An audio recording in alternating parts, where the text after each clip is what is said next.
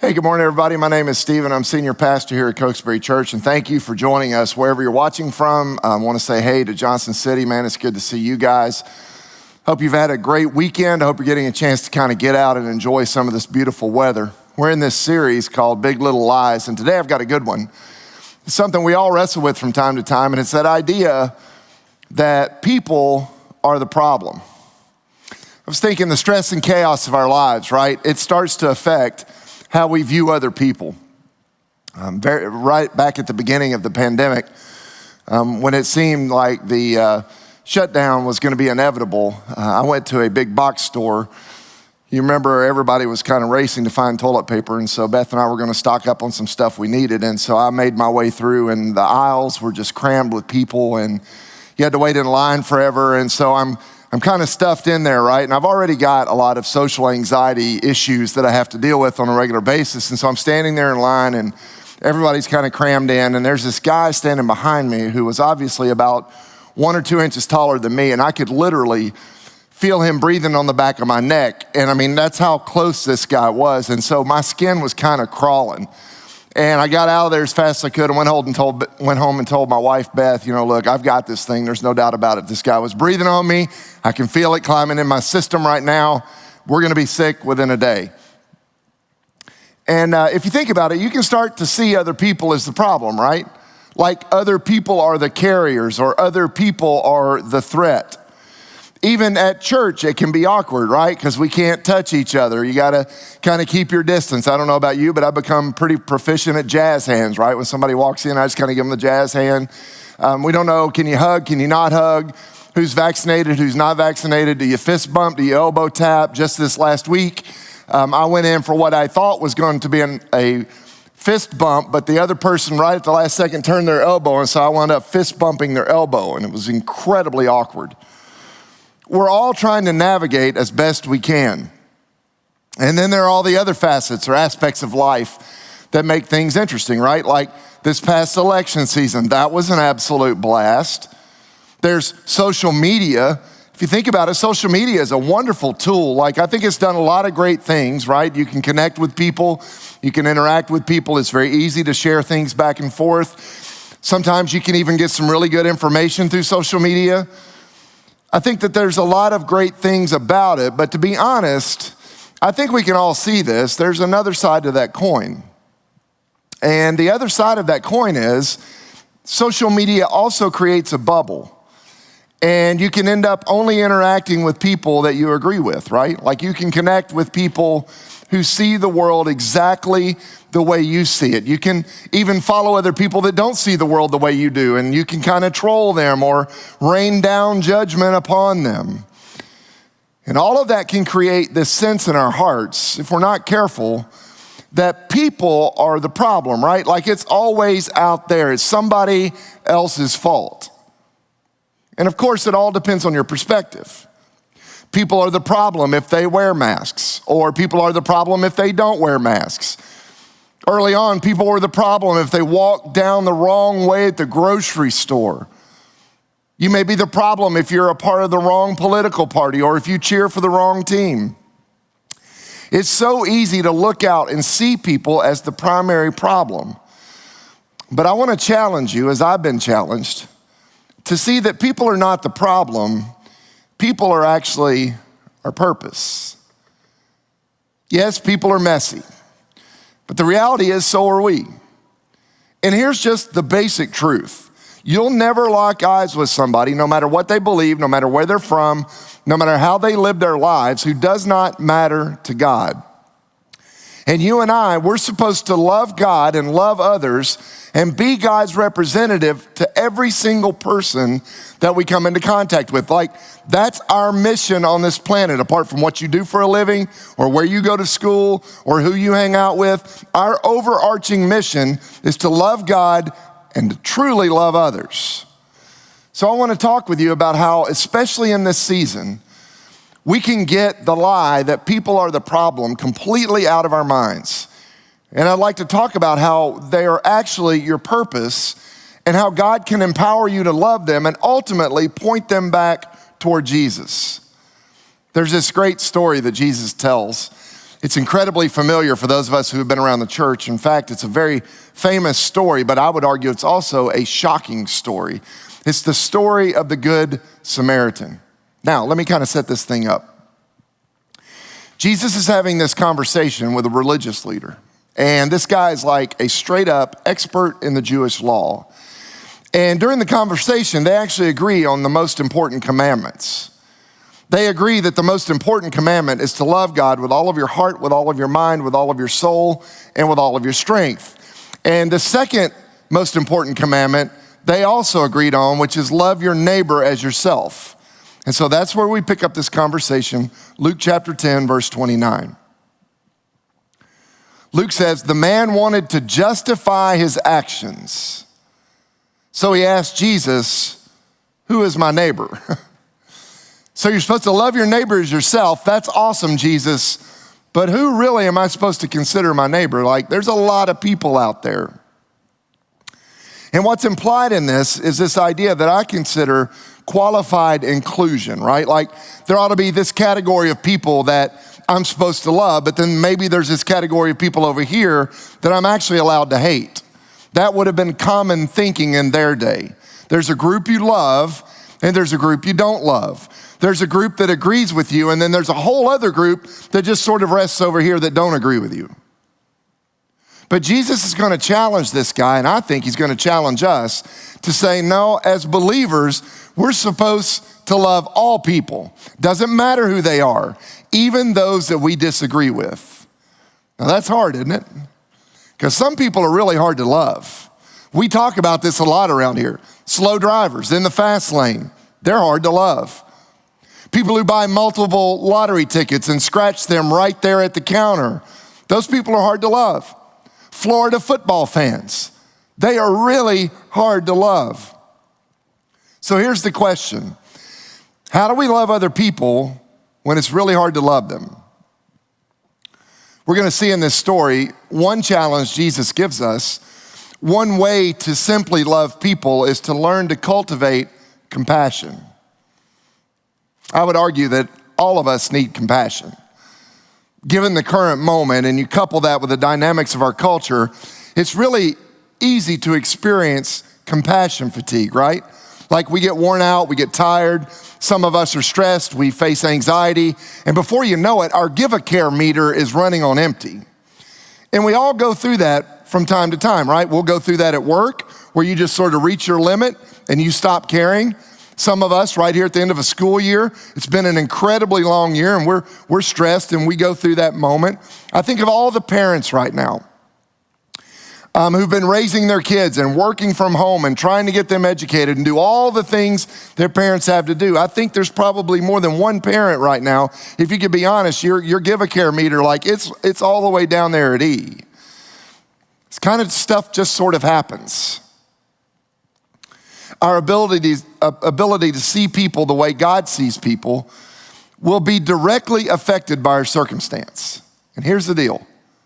The more tension and the more friction and the more stress, the less patient and the less tolerant and the less ability to deal with other people we experience.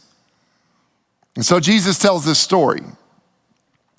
And he says that there's this guy, and this guy's going from Jerusalem to Jericho. And that would have been a very dangerous path. In fact, it was actually called the Way of Blood. It was 17 miles long. It dropped about 3,300 feet in altitude. So that meant it was steep and it was windy and it was really rocky and there were lots of places for people to hide. And so that 17-mile stretch, that's where the thieves and bandits would take advantage of the terrain. So it was called the Way of Blood. And so Jesus says there's this guy, and he's making his way from Jerusalem to Jericho, and he ends up getting mugged, and he's almost beaten to death. His attackers take all of his stuff, and they leave him lying on the side of the road. And it looks like it's basically game over for this guy, except Jesus says that a priest comes along. Now, the people listening to Jesus tell this story would have held priests in very high esteem, right? Like they would have assumed that the priest was going to be the hero. But the priest is not the hero. In fact, Jesus says that when the priest sees the guy laying beside the road, he just keeps on walking. Another guy comes along, and he's also a religious person. He's a Levite, which is sort of like a temple assistant. He's not quite at the level of a priest, but he's still very committed and a very faithful guy. And Jesus says, just like the priest, he sees the guy laying there, but he keeps walking. And both end up leaving this guy exactly where he lies. Now, those listening to this story would have been thinking to themselves, well, who's gonna help, right? Like the priest didn't and the Levite didn't. So maybe it's gonna be an ordinary everyday person. Maybe it's gonna be somebody like me. Maybe this is a story about someone like me who gets to be the hero. And then Jesus dropped the bomb that would have made all of their mouths drop to the floor. Here's what he says in verse 33. Then a despised Samaritan came along. Now that's huge. See, the Samaritans were seen as ethnic half-breeds. They were hated by the Jews. There was a ton of racial tension and bias between Samaritans and Jews. And that meant the Samaritan would have been the least likely person to care about what was going on. And yet in this story that Jesus is telling, he's the hero. Jesus says he came along, and when he saw the man, he felt compassion for him. He was moved with compassion. This would have completely flipped their perceptions. In fact, it probably would have offended some of the people who were listening to Jesus tell this story. That would have been like saying that the leader of ISIS or Tom Brady actually stopped and had compassion for somebody. And yet Jesus says he felt compassion for the wounded man in that moment. And here's the deal. That compassion is what caused him to act. It pushed him to go over and to try to help and to begin to take care of this guy in his greatest moment of need. No matter what problem you and I are facing, I can honestly say I believe God's love is the answer. Particularly when that love moves us to act or gives us compassion for others when we may not have the capacity for that compassion on our own. And one of the ways I try to cultivate compassion in my own life is I just stop and I remember what a mess I was before I met Jesus. And I think about the grace that God has shown me over the years of my life. All I gotta do when it comes to somebody else, maybe they're driving me crazy on social media, maybe they're kind of driving me nuts at work or at school, or maybe they're continuing to say things or do things that I think are very contentious. I just have to remind myself of everything that God has done in my life. Because listen, before I came to Christ, I was a complete mess. I was self-centered. I was very much self-motivated. I was completely empty on the inside, and I did not feel like I fit in anywhere. And I honestly did not have a leg to stand on. I had nothing to offer God. But here's the deal. He never abandoned me. He never turned his back on me. He never canceled me. Instead, he forgave me and he restored me and he gave me the grace of Jesus Christ and he put my feet on solid ground and he gave me a purpose and a mission that I had not experienced up until that moment. I was just sort of drifting my way through life, and yet suddenly once I entered into a relationship with Jesus, I started to see the world in a brand new way, and I had purpose. There was a reason to get up every single morning. And I'd bet if you're a believer, you'd say he's done the same thing for you too.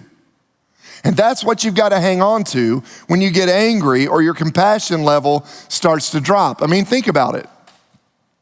God loved you when you were foolish. And God loved you when you were selfish. God loved you when you were wrong.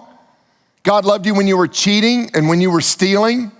God loved you when you were racked with bitterness. God loved you when that thing you said you'd do, you never did. And God loved you when that thing you said you'd never do, you did it repeatedly. God loved you when you were lazy. God loved you when you felt crazy. God loved you when you acted out. God loved you when you felt burned out. God loved you when you wouldn't listen, or when you were stubborn, or when you walked away, or you were self-righteous. God loved you when you were at your utter worst. God did not cancel you, he loved you. When you were a mess, he had compassion for you.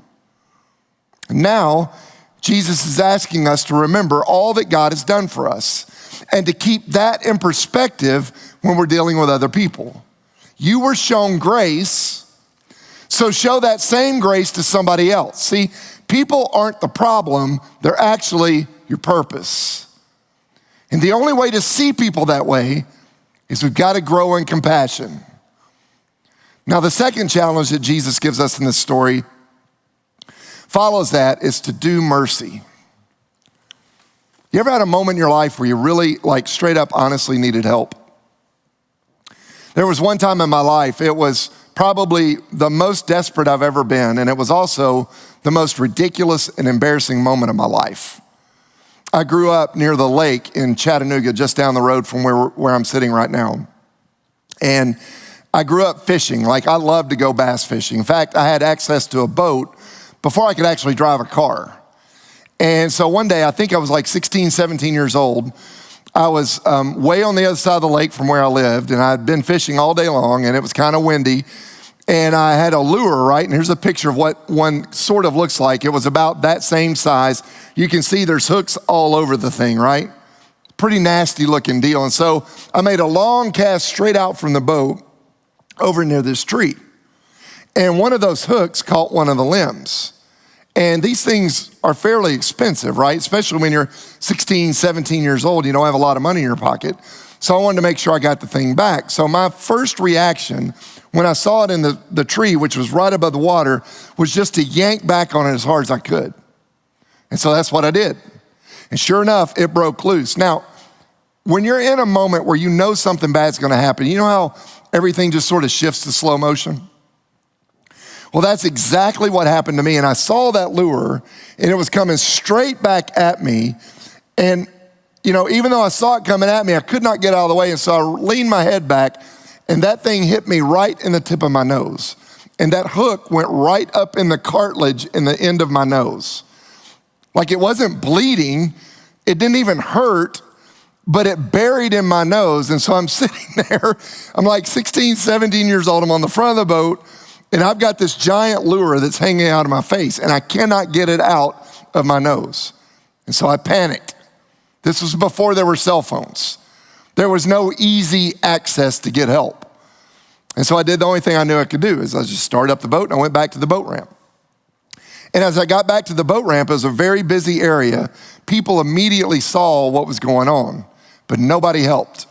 There was a lot of pointing, there was a lot of snickering. I had to dock the boat, I had to go up into the parking lot, get my truck, put the trailer down, load the boat up, and then go find a payphone. The whole time I've got this giant lure hanging out of my face. And finally I go and I get a hold of my dad, and he meets me over at the emergency room.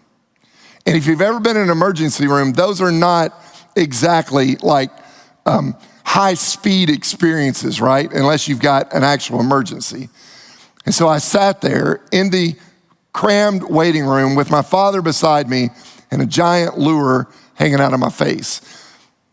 Doctors and nurses were coming out to see this thing hanging out of a kid's face.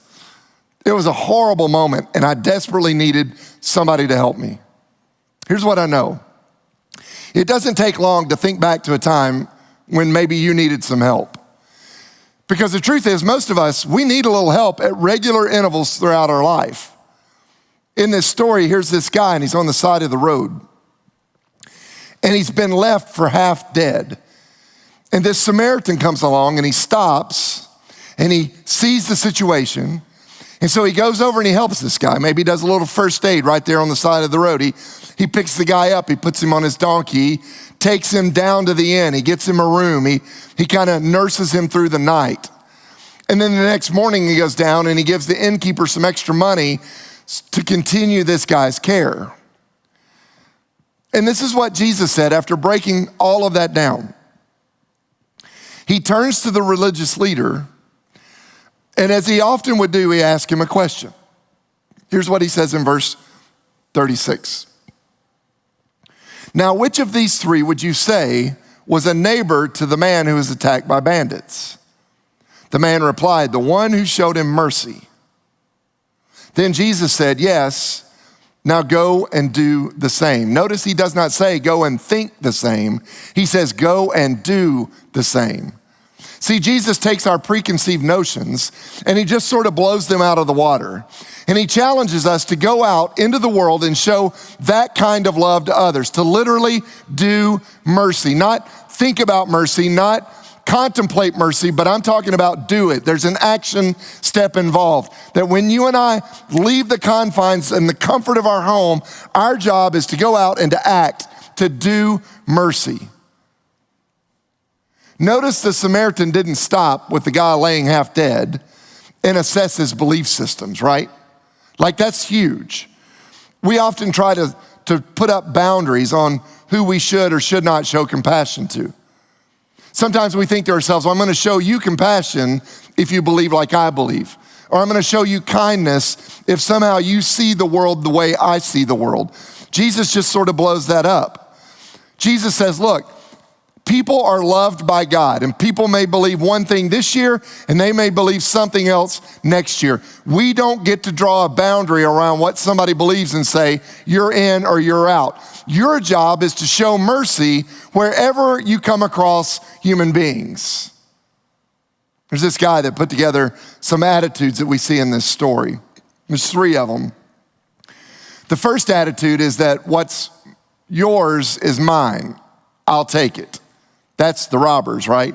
Like they see this guy coming, he's got some stuff that they're interested in, so it's his stuff, but they go and they take it. The second attitude we see is that what's mine is mine, I think I'll keep it. That's the religious leaders.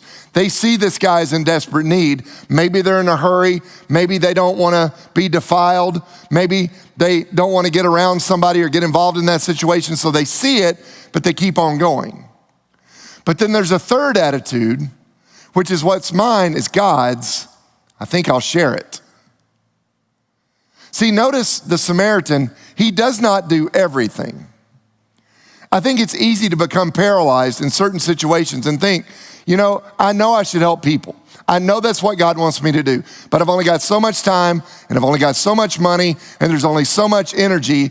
And if I help everybody I ever come across, then there's never gonna be enough left. And what we end up thinking is, because I can't help everybody, well, I'm not gonna help anybody. And what I wanna suggest to you is that there is another way, and it is this. Do for one what you wish you could do for everyone. You don't have to do everything for everybody, but do for one what you wish you could do for all. Notice the Samaritan comes across this guy. This may be the first time in his life that he's ever stopped to help somebody in need. But this time, he acted.